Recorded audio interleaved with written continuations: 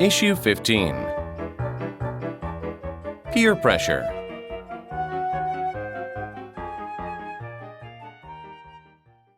When we think of peer pressure, we usually think of it in terms of bad influences. We think of peer pressure as leading to smoking, taking illegal drugs, drinking, engaging in criminal or disorderly behavior, committing violence, joining gangs, etc. We rarely think of the many good ways that peer pressure influences us every day, and neither do the parents of teens. Peer pressure is not all bad. In fact, it is essential for proper social development that we learn to follow the crowd. This is how we adopt acceptable social norms. This is how we get to know how we are expected to act in the world in order to be considered good people. Without peer pressure acting upon us, plus, of course, parental discipline and role modeling, we would all be like animals. The trick is to learn to tell the difference between following the crowd and blindly following the crowd. To work peer pressure the right way takes a person of great character and self-confidence. The difference between good and bad peer pressure can be summed up by a simple comparison. When good, you are a member of the club. When bad, part of a mob. If your peers are pressuring you to do something you feel uncomfortable with, it is safe to assume this is bad. This is the kind of behavior that leads to a mob mentality, when the group as a whole is acting emotionally, herd-like, and no one seems to be thinking about consequences or outcomes. Not cool. But if your friends are telling you to act in an appropriate way that will not harm you or anyone else, it is clear that we can say of this behavior, this is good. In situations where peer pressure is positive, people in the group will be acting as individual parts of a whole, each working with the other. A good rule is this: if it makes you feel bad, it is bad for you.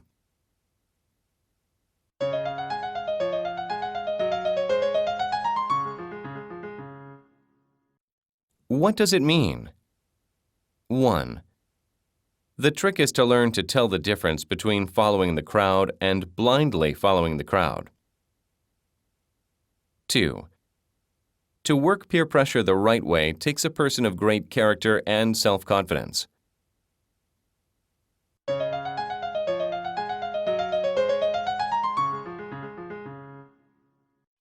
Comprehension. 1. In what ways is peer pressure a good thing? 2. How can peer pressure be a bad thing? 3. How can anybody know if peer pressure is good or bad? Teen Talk.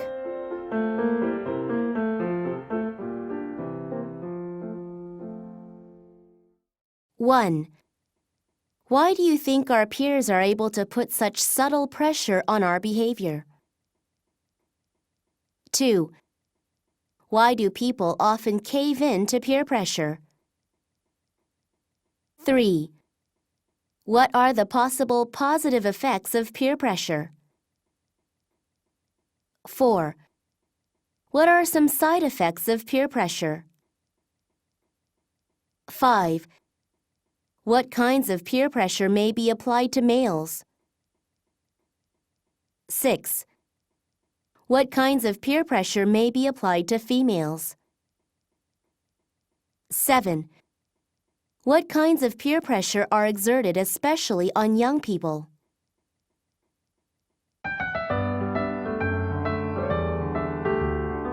Opinion samples.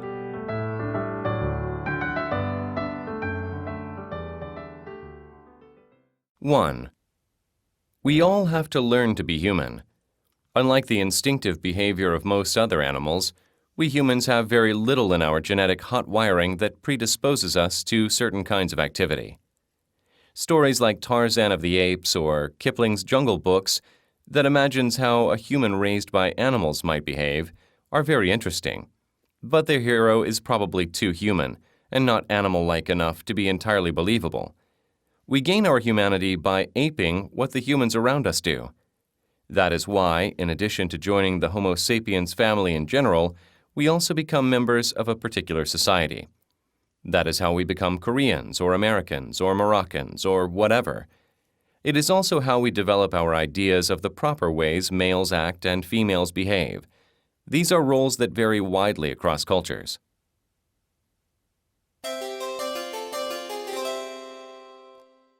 Questions.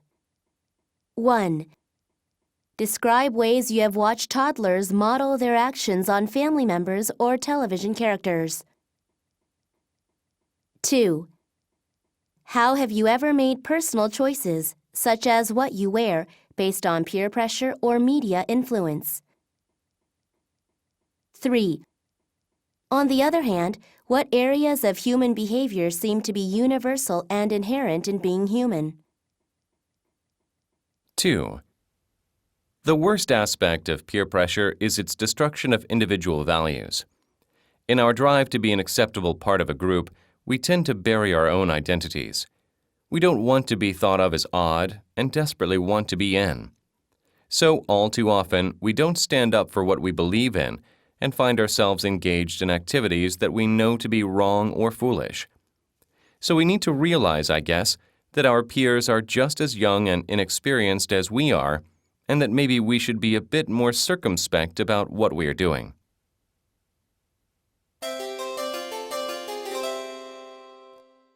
Questions. 1. Is it possible that young people are more likely to act like others their own age because their mutual inexperience is something they can easily relate to? 2.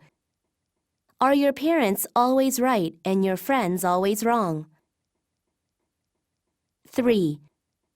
Tell how it is possible to be an individual while also belonging to a group.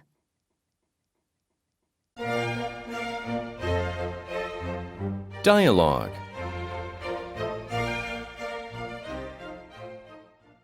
Are you going to the party tonight? I was going to, but my parents won't let me go. Why not? I told them that it was entirely organized by kids, and my dad insists on adult supervision. Why did you tell them that? If you had kept your mouth shut, they never would have known. I always tell my parents everything. I don't have anything to hide. But you're going to miss out on the biggest party of the year. Everyone will be there. Well, obviously not everyone. Okay, everyone except you. If you're not there, how can you develop your social life? Are you saying that if I don't go to the party, no one will be my friend anymore? No, I'm saying that it's an opportunity to make more friends. What about you? Aren't you going to be my friend anymore either? Don't worry, I'll always be your friend. Actually, I'm not worried about that, but I am concerned about what might happen to you. What do you mean? Like my parents, I think a lot of kids at the party are going to act unwisely and do a lot of things they wouldn't do if some adults were watching them. How can we learn how to live if we don't experiment on our own? Well, we could listen to our elders who have already learned about bad behavior the hard way. Why should we make the same mistakes they made, especially when they've already told us how bad those mistakes are? Nevertheless, I'm going to the party, and I'm planning on having a great time. Okay, enjoy yourself, but be careful and don't act too crazy.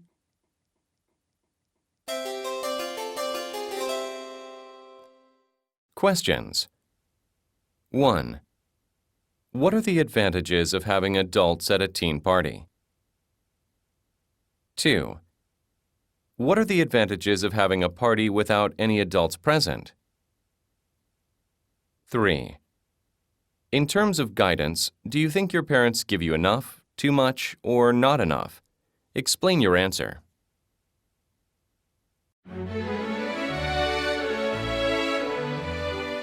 Read and discuss. What's the difference between peer pressure and social pressure? Humans are social animals. We thrive on belonging to a group, and most of us do not do well in isolation. That is why prisoners are often punished by being removed from interaction with others, and why political dissidents are sent into exile. But being part of a group also means that we tend to compromise our individuality as the price of membership. Athletes in team sports are expected to help the team win, even at the cost of private achievements. The rich are expected to donate large portions of their wealth to help the needy. Politeness and cooperation are more highly prized than rude, selfish behavior. Basically, there are two kinds of group pressure: pervasive but mostly unstated. First, there is peer pressure exerted by the leaders of any given group. Peer pressure is especially powerful in terms of the way it affects young people, and it helps determine what they wear, what music they listen to, how they spend their free time, and other matters that are often incorrectly regarded as being essentially private in nature. In fact, these decisions are anything but private, and it is difficult for any teenager to resist conforming to peer norms because of the high value placed on being part of an in-group. Loners are not welcome or easily tolerated. The second form of group pressure is more formalized and more institutionalized, and tends to be more important in the adult world. This kind of social pressure is imposed by forced compliance with various rules, such as getting married rather than merely living together, obtaining official permission to engage in various activities, getting a license to drive, to practice law or medicine, obtaining a passport and visa to travel abroad, etc., and belonging to organizations that have formal memberships, dues, and obligations, churches, professional bodies, aerobics classes, etc.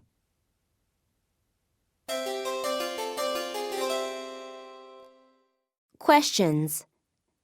1. What groups, whether formal or informal, do you belong to? Why? 2.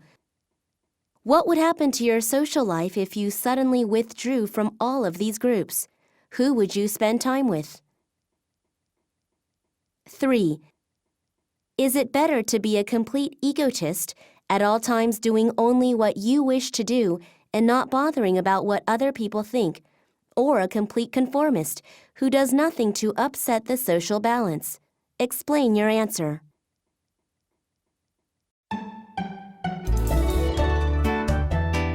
Pictures talk.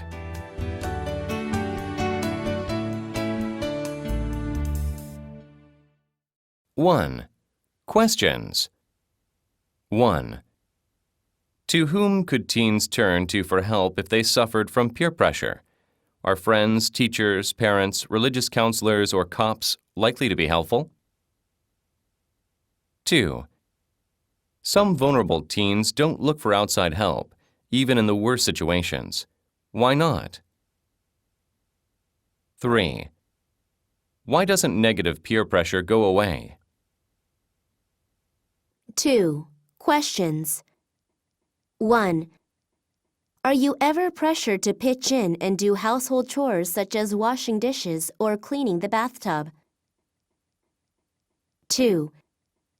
Is your father willing to help with household chores? What about your mom? Does she do her fair share of chores? 3. How does your family divvy up the housework? Is everybody happy about the distribution?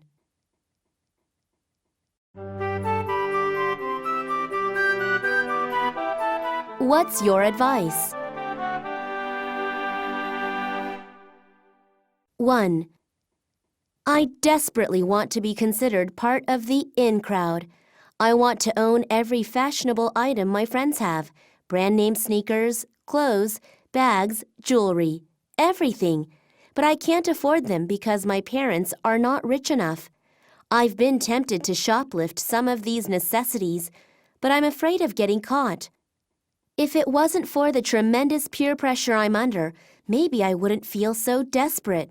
But I'm sure that I feel the same way any other normal girl feels. How can I make my life better? 2. I am a very successful student in my school. I get pretty good grades, though I know I'm not the best in my class. I study a lot, but I also participate in a lot of after-school activities because they are a lot of fun. I want my friends to join me because I think they'd find the experience interesting. But they won't listen to me. All they want to do is smoke, drink, and do dangerous illegal things. They also force me to join them, though I'm uncomfortable when I do so. I know now is the time to do something about this situation, but I don't want to say goodbye to my friends. What should I do? This is the end of Teen Talk 1.